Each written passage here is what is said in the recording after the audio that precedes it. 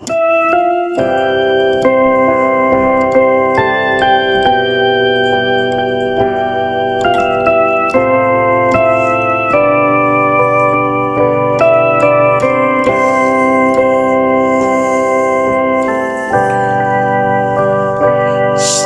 kanunay ampihan ko ang akong ugma alang kaniya. Sa kanunay ampihan ko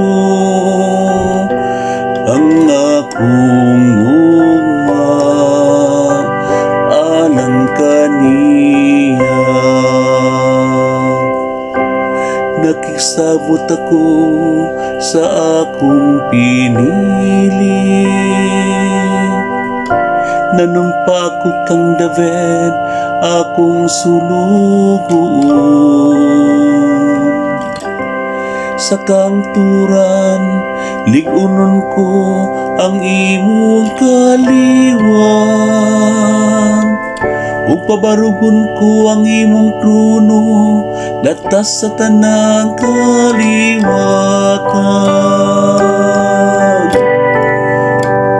Sa kanunay ampihan ko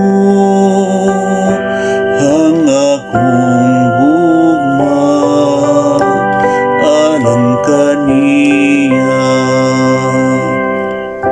Hangtod sa kangturan ampingan ko ang akong kaluoy alang kaniya, ug ang akong kasabutan uban kaniya ubarog nga malig-on. Himuon ko ang iyang kaliwat mulungtarang sa kangturan, ug ang iyang trono ingon sa mga adlaw sa langit. Sa kanunay ampihan ko ang akong ugma alang kaniya. Kung ang iyang mga anak mubiya sa akong balaod, ug dili maglakaw subay sa akong mga sugod.